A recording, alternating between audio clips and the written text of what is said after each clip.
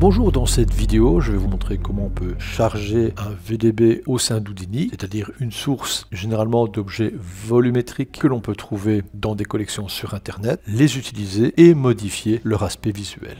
Généralement, en cherchant sur Google VDB Free, vous trouverez pas mal de sources à télécharger. Souvent, vous allez voir, il s'agira de nuages et d'effets plus intéressants. Bilan, une fois que vous avez trouvé le fichier qui vous intéresse, on va créer un nœud géométrie. Donc tape géométrie. Ce nœud géométrie n'est rien d'autre qu'un espace objet dans lequel je vais mettre File et aller chercher le fichier VDB. Les fichiers VDB sont en fait une suite d'étapes, ce qui détermine le fait que ce soit des animations et ou des VDB fixes. Dans ce cas-ci, c'est une animation. Je fais Accept. Nous avons vu que l'animation avait un certain nombre, c'est-à-dire 165. Une fois qu'il est chargé, je vous conseille de faire barre d'espace G afin de recadrer la scène par rapport à la source qui est chargée. Je vais la spatialiser correctement en modifiant les paramètres d'orientation. Il est évident que vous pouvez remodifier l'échelle. Et si vous modifiez l'échelle dans l'espace objet, vous gardez l'intensité du VDB source. Par contre, si vous modifiez l'échelle à l'intérieur de l'espace objet, étant donné que c'est un concept d'objet volumétrique basé sur des voxels, si je modifie la transformation, que ce soit via transform ou un autre processus, vous allez réduire l'intensité de la fumée. Alors ici on va réduire très fort, on va mettre 0.01 et on remarque que le procédé change la densité tout en gardant l'animation source. Ça c'est un principe transform, mais via Lapse vous avez aussi le Lapse Axis Align. On va regarder celui-ci. Voici la forme d'origine. Si je modifie Scale to Fit avec un espace objet contraint de 1 mètre sur 1 mètre. Maintenant, je vais faire barre d'espace G. On retrouve aussi la modification de la densité. Donc ça, c'est des choix qui ne sont pas inintéressants et à vous de choisir. L'objectif de cette petite vidéo tips, c'est de pouvoir modifier aussi l'aspect visuel. Pour modifier l'aspect visuel, le plus simple, c'est de faire appel à un Pyrobake Volume. Le Pyrobake Volume contient déjà un matériau prédéfini. Il suffit de le connecter et de l'afficher. Vous avez ici Density Scale, Smoke Color, les couleurs, on va dire, de la partie un peu plus foncée, d'où le terme Shadow Color, et d'autres paramètres que nous allons découvrir. En gérant le Smoke Color, on voit tout de suite que je gère la couleur de cette fumée, et dans le Shadow, je vais utiliser une autre couleur, et on voit les variations colorimétriques. Maintenant, vous avez l'échelle de densité globale, ou la densité de la partie que l'on vient de créer, qui est le Shadow. L'Ambient Shadow, en jouant sur les deux, ça va vous permettre de donner une force différente en fonction de la concentration de la fumée. Et le Density Scale global, je vais le réduire avec une petite valeur. Et on voit maintenant l'intérêt de travailler avec des petites valeurs. Et bien sûr, bien prendre en compte la taille, si elle est modifiée avec le Uniform Scale, ou si elle est modifiée à l'intérieur de l'espace objet. Je vais réduire la taille avec le Uniform Scale, recadrer, j'enlève la grille. Nous savons que notre effet a une durée de vie limite, et cette durée de vie est relative au nombre que nous avons vu lorsqu'on a chargé le VDB, donc dans ce cas-ci c'est 165.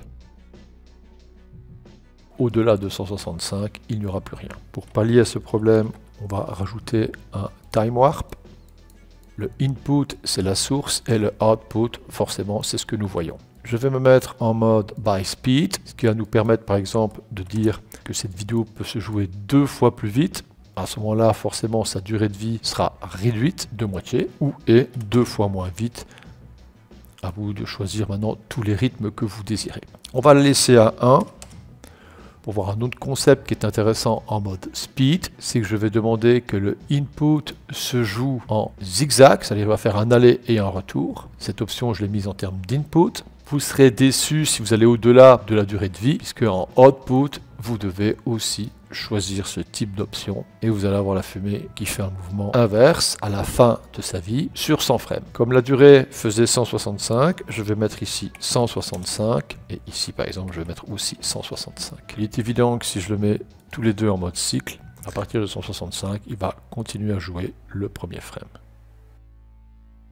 Dans le Pyro-Bake Volume, vous êtes en mode Quick Setup par défaut. Vous pouvez rajouter un Sharpen Volume pour donner un peu plus de dureté à la densité, ou bien directement créer un rendu Stage. Et à ce moment-là, il va directement nous remettre Karma. Pour plus d'informations sur Karma, je vous donne rendez-vous dans les ressources relatives à Houdini. Et vous allez avoir ici la partie Solaris, dans laquelle vous retrouverez 19 vidéos qui vont vous permettre de vous familiariser au concept de Karma.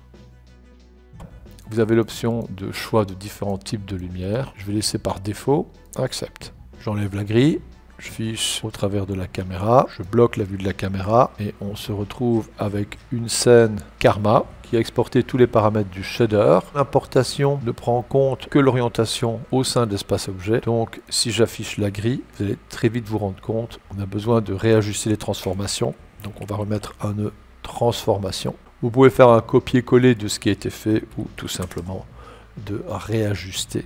Mais attention, si vous modifiez la taille, vous allez remodifier la densité.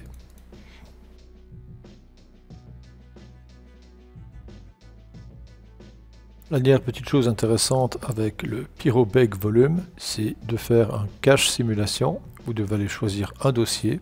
Une fois que ce dossier est choisi, vous faites Accept et par la suite vous cliquez sur Save to Disk en fonction de la durée de frame que vous voulez.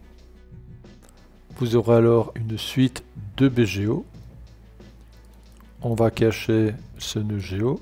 Je vais cliquer sur File et aller chercher la série que je viens de baker. Accept. Je vais retrouver en temps réel toutes mes modifications, mais il sera évident que je dois lui remettre les mêmes transformations. Et je vais retrouver ma fumée avec mes nouveaux paramètres. Je peux grâce à ça dupliquer rapidement les sources, ajuster la spatialisation, leur échelle, et toujours dans le même esprit, je vais dupliquer celle-ci, venir mettre un nœud transformation à l'intérieur. Si j'agrandis, je vais changer l'intensité de l'aspect volumétrique.